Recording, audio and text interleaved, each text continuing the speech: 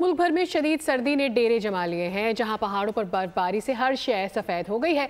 ठंडी ठार हवाओं ने बालाई इलाकों में सर्दी की शिद्दत में इजाफा कर दिया है। महकमा मौसमियात के मुताबिक आज पंजाब के मुतादिद मकामात पर बादल बरसेंगे। मुल्क में कड़ाके की सर्दी, बर्फबारी से पहाड़ों का हुस्न दोबाला हो गया। कई फीट पड़ी बर्फबारी ने हद निगाह तक मनाजिर दिलकश बना दिए। महकमा मौसमियात के मुताबिक कश्मीर, मरी गलियात में मजीद बर्फबारी, जबकि पंजाब के कई शहरों में आज बारिश का इम्कान है। कई इलाकों में पारा नुक्ता इंजमात से भी नीचे आ गया। लेह में पारा -13, स्तोर में -12 और गोपस में -11 हो गया। अस्करदू में पारा -10, कालाम -8, हुंजा -7, बगरूट और गिलकत में -6 रहा। दीर, पाराचनार, कलात और रावलाकोट में -3 रिकॉर्ड किया गया। बलूचिस्तान के बेशतर अजला में भी खून जमा देने वाली सर्दी का राज है, जहाँ कोयटा में दर्जा हरारत -2 रिकॉर्ड किया गया। लसबेला, खुजदार और सिबी में तेज हवाओं के साथ बारिश का इम्कान है। उधर कराची में भी सर्दी का नया स्पेल 12 जनवरी से शुरू होगा।